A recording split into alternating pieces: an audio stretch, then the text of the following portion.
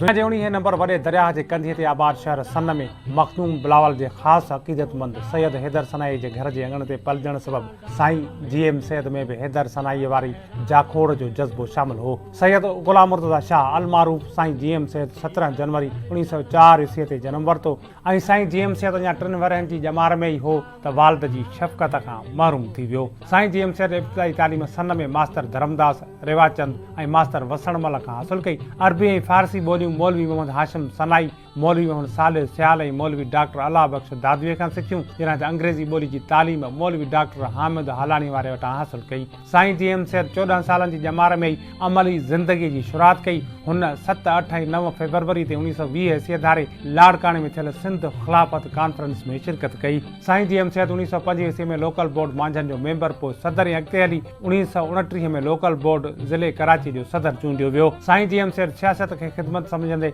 समाजी कम करणु शुरू कया। 1925 धारे हुन सन में अंग्रेज़ी स्कूल ऐं नाइट स्कूल हलाए बोर्डिंग हाउसिंग जो बुनियादु विधो। साईं GM सैयद ग़रीब सैयदनि जे समाजी, इक़्तिसादी ऐं तालीमी हालतुनि खे बहितर बणाइण लाइ 1921 में मटियारी में सैयदनि जी कॉन्फ्रेंस सॾाई ऐं अंजुमन सादात मटियारी जो बुनियादु विधो। 1929 में साईं GM सैयद ॻोठ सुधारा तहरीक नाले सां समाज सुधारक तंज़ीम जो बुनियादु विधो।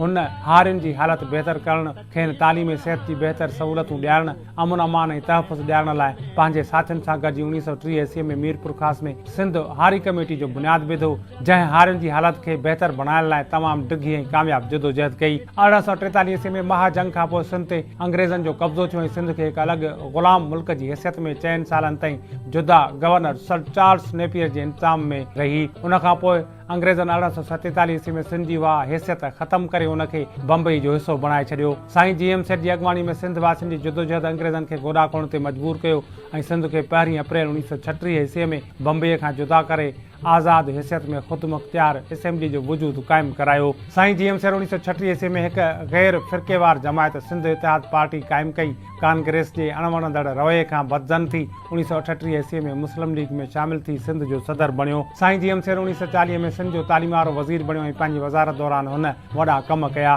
साईं GM सैयद सिंध यूनिवर्सिटी क़ाइमु करण लाइ कमेटी जोड़े कोशिशूं वरितियूं।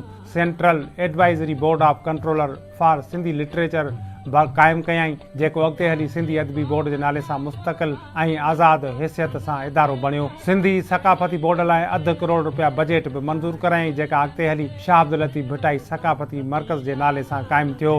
कांग्रेस जे सख़्त मुखालफ़त जे बावजूदि 3 मार्च 1943 ईस्वी ते सिंध असेंबली में पाकिस्तान खे क़ाइमु करण लाइ ठराव पेश कयो, जेको वॾी अक्सरियत सां पास कयो वियो। पाकिस्तान ठहण खां पोइ 1953 ईस्वी में सिंध असेंबली जी चूंडनि में सिंध असेंबली जो मेंबर चूंडिजी आयो। 1966 ईस्वी में हुन बज़्म सूफ़िया सिंध तहरीक जो बुनियादु विझी आम माण्हुनि जी इख़्लाक़ी, नफ़्सियाती ऐं ज़हनी दुरुस्तगीअ जे तरबियत लाइ कमु कयो ऐं सिंध जे पैगाम खे पखेड़ण लाइ ख़ुतबा ॾियणु शुरू कया। साईं GM सैयद 5 अप्रैल 1995 ईस्वी में अंगारे ॾींहुं कराची जे जिन्ना अस्पताल में सिंध वासियुनि खां हमेशह लाइ